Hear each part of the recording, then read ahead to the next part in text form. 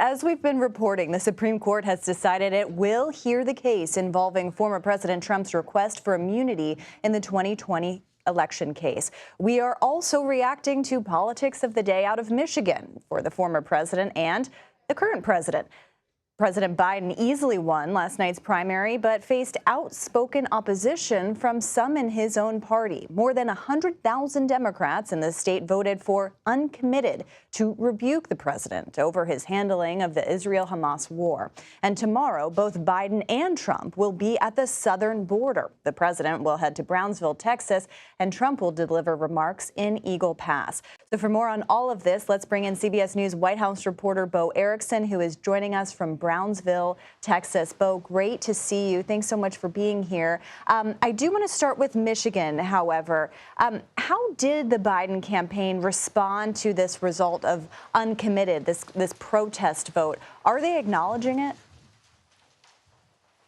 Yeah, we actually heard directly from President Biden in a campaign statement last night, and he credited his win in Michigan to issues like abortion rights and what we're seeing with in vitro fertilization, the conversation around that. And he also said kind of rallying his Democratic supporters against former President Donald Trump. But I will note in the statement that he released last night, Caitlin, it was 327 words, and it did not include the word Gaza. It did not include the word ceasefire. It did not include the word Palestine. And so that kind of was a little bit of a tell that they weren't acknowledging those 100,000 votes that they received last night. Talking to people close to the campaign today, they said that those 100,000 votes in totality should be a lesson for the campaign. And we're also hearing that from allies of President Biden's as well. Senator Chris Coons from Delaware, who's very close to President Biden, he said on Capitol Hill today that he thinks the 100,000 votes are sending a signal to voters and to the president that they disagree with the president's policy. Yeah, Bo, I had the same exact reaction you did, and I was going through all of those statements trying to find those same words and couldn't find them. But it'll be interesting because it seems like they are trying to push this as, well, this is the decision between Biden and Trump, and that's your choice in November. We'll see.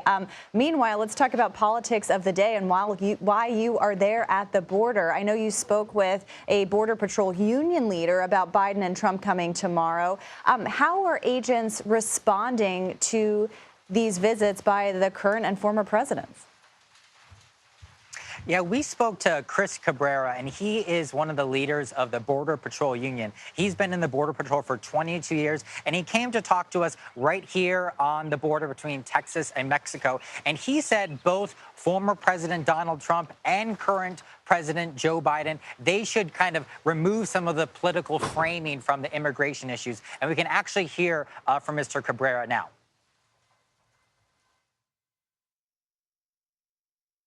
I think they both have different agendas. I know President Trump is doing it as a part of his campaign. I'm not certain why President Biden is coming down. Don't get me wrong, it's welcome that he's coming. However, I think if he was here to address this crossing issue, I think San Diego or Tucson, Arizona would have been a much better spot so they could see the actual numbers that are coming in. I think, yeah, it's unfortunate that this whole thing has gotten as politicized as it has.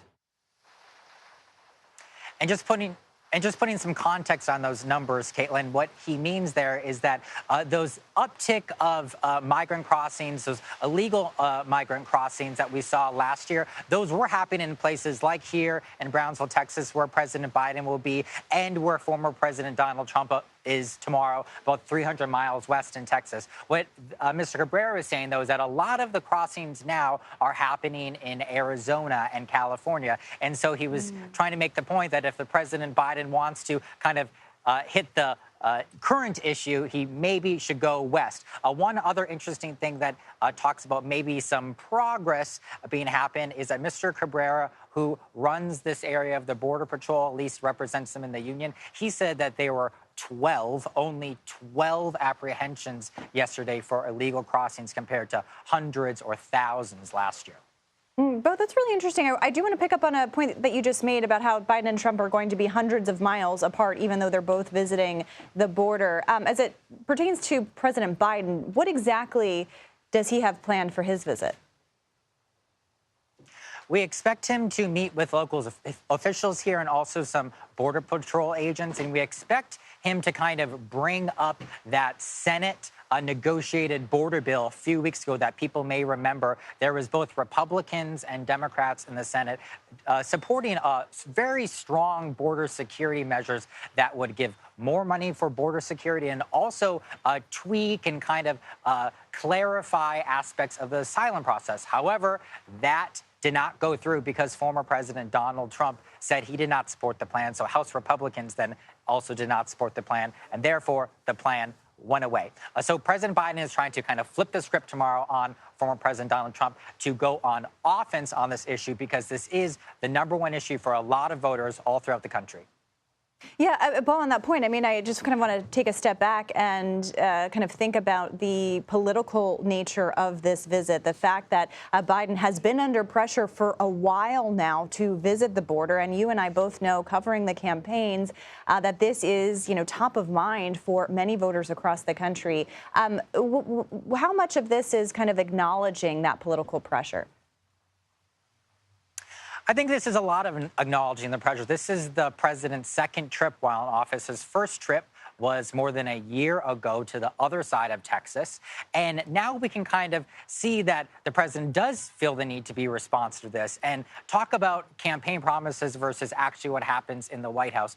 The White House and the president are now considering restricting the asylum process and limiting asylum claims for only migrants that cross at legal ports of entry. So asylum, if this is enacted by President Biden, would not be granted to migrants if they cross illegally. And just to show what a dramatic change this would be from President Biden's campaign pledge, right before he took office, he said that he was going to reassure the asylum process and kind of reinvigorate it and stand by it. In fact, his wife, First Lady Dr. Jill Biden, was right across the Rio Grande River, right behind me, during the campaign. And she said that President Trump didn't have compassion for asylum seekers and that we need to be welcome to asylum seekers. So now, about 3 years later, in the run-up to the November election, we are hearing almost a completely opposite idea potentially coming out of the Biden White House.